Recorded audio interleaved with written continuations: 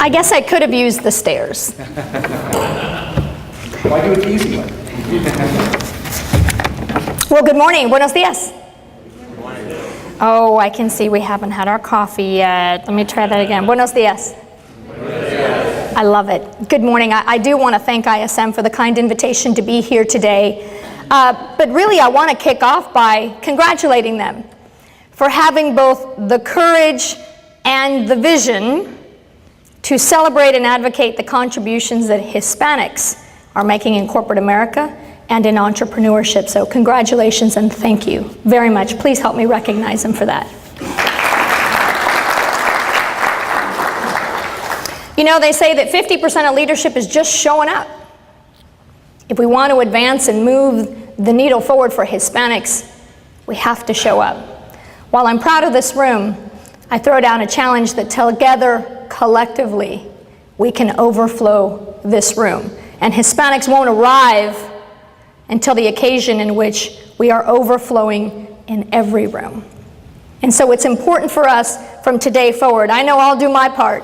I've already done my part in connecting them with the right people, and I hope you'll do yours and help me gather and celebrate the contributions that Hispanics can make in supply chain.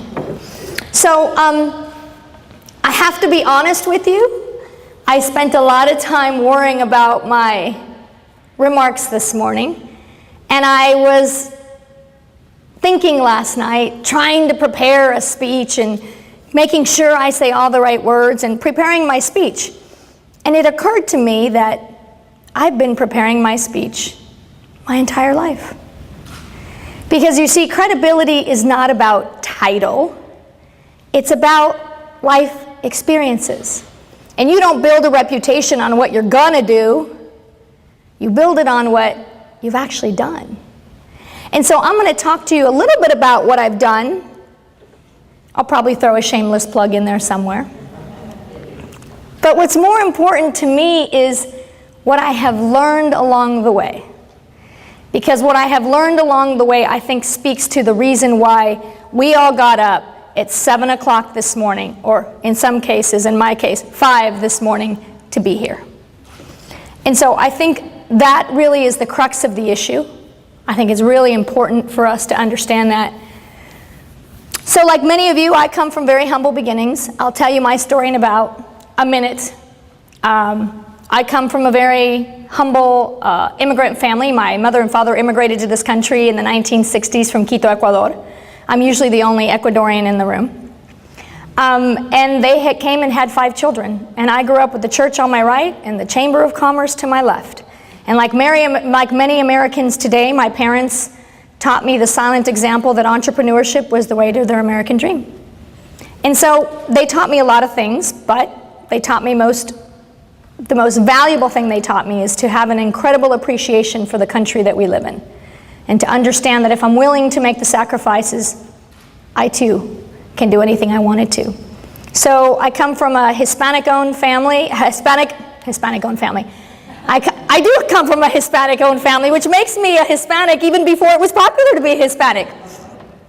I do come from an entrepreneurial family, a Hispanic-owned business, which meant I started working at the age of 10. We were 5 collectively. The circumstances in my family were very, very, very tight. It's enough to say that in an entrepreneurial family in a country where you don't know the language, I spent a lot of time not having. But dreaming and pursuing. And so, by the grace of God and education, I started my business when I was 25 years old from my living room floor, right here in Dallas, Texas. Pinnacle Technical Resources, we provide IT, contingent labor to the Fortune 500. I built the business from my apartment in the last 17 years. And in 17 years, we have gone through so many trials and tribulations. I've been through the proverbial not meeting payroll. I've been through the 2001 liquidation plan. I've been through the buying 100% of nothing. I've been through so many experiences in my business career that I couldn't possibly articulate them in a couple of minutes. But what I learned is that much of what I learned in my childhood is that in your darkest moments, you will find your most inner strength. And in 17 years, Pinnacle has become collectively $250 million, 4,000 people across the United States and Canada. Our VMS software today can be found in 40 different countries, 12 different languages, and 10 different currencies. And Pinnacle VMS, Provade VMS today, is the largest Hispanic, woman, and minority-owned VMS in the world. So that's what I've been able to accomplish in the last 17 years. Oh, thank you.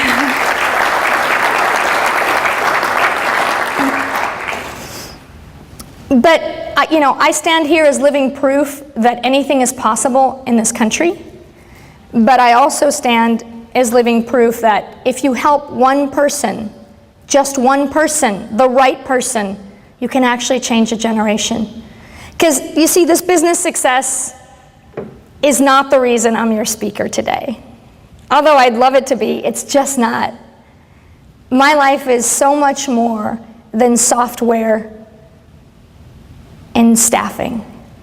My business success has afforded me the opportunity to pursue my American dream. And what that American dream and my contributions to this country is to unapologetically change the perception of Hispanics in America and unapologetically create wealth in a community that will make for a better America, because what is good for Hispanics is good for America. Do you not agree? And so I have spent my life trying to figure out how to do that. And my business success has allowed me a platform to do that. A mentor of mine told me once, Nina, if you want to create change, you have to go to where the power lies. If you want to create change, you have to go to where the power lies. And it took me 10 years to do it. But I ended up achieving the goal and becoming the chairman of the board of the largest Hispanic business organization in this country, the United States Hispanic Chamber of Commerce. If you want to create change, you have to go to where the power lies. And so what I realized is Hispanics are making an incredible contribution to this country. I'm not going to bore you with the statistics. You've all heard them all. You live and breathe them. The whole room is Hispanic. We already know that Hispanics are responsible for 50% of the growth in the last decade in this country. What you may not know is that in very large metropolitan cities, Hispanics are over 53% of kindergarten. What you may not know is that in 1 hour's time, there'll be 536 new Hispanic Americans in this country.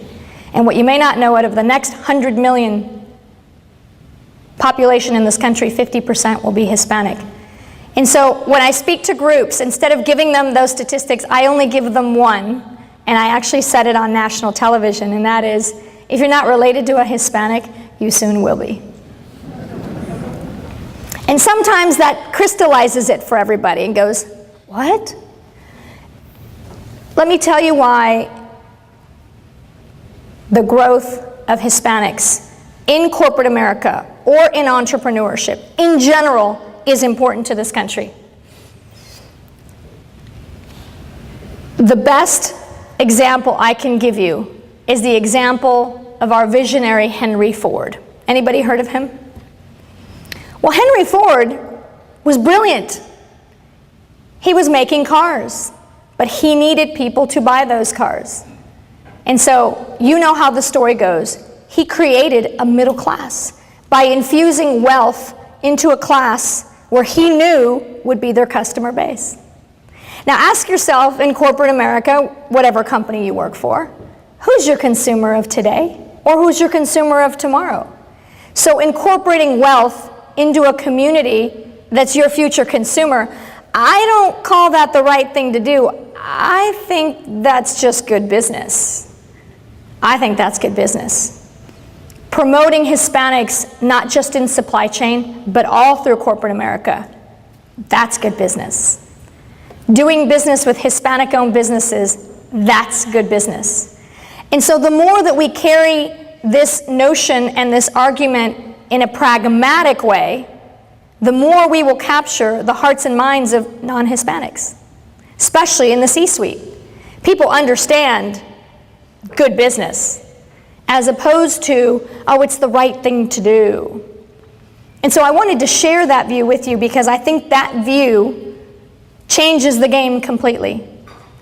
You know, Hispanic Americans have $1 trillion of spending power, yet I can count the 10 Hispanic CEOs on my right and left hand. In the corporate boardroom, we represent 2.6 of the Fortune 500. If you're a Latina, 1%. If you make over $100,000 as a Hispanic, you're in the top 10%. And by the way, of the 3.1 million known Hispanic businesses in this country, only 10% are over $1 million. So what does that tell you? It tells you we have a long way to go. And I share this with you not to piss you off.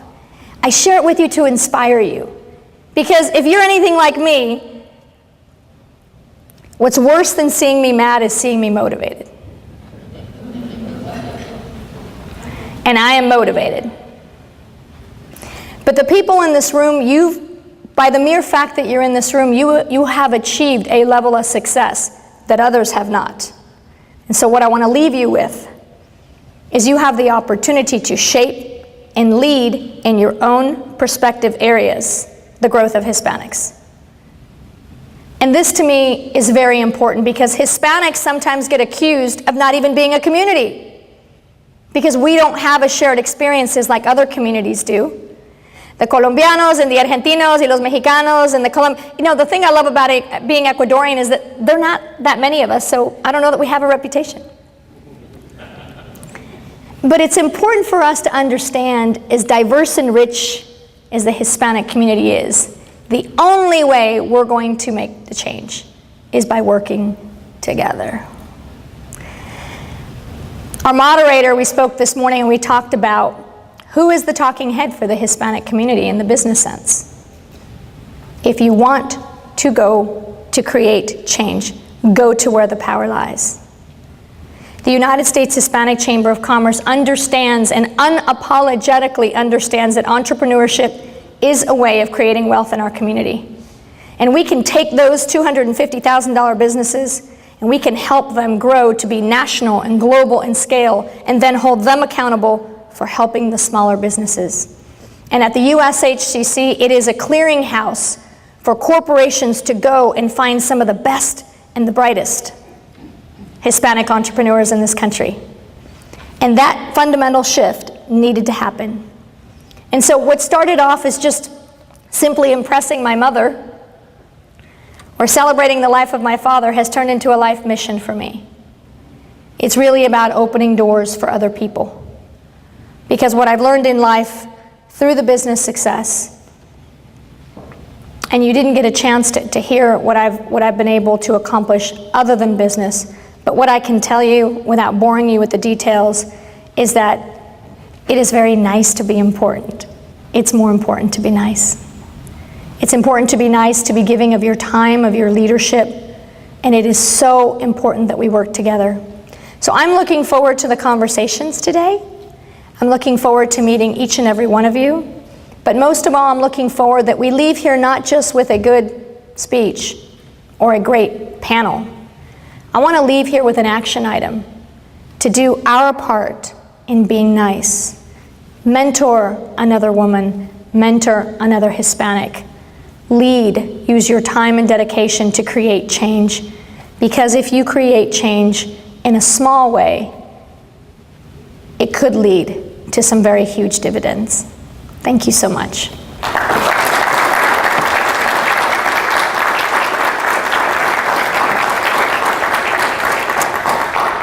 And now we're moving on to the real stars of the show, which are our panelists and our wonderful moderators. So I'll ask them to come on and we'll start the conversation.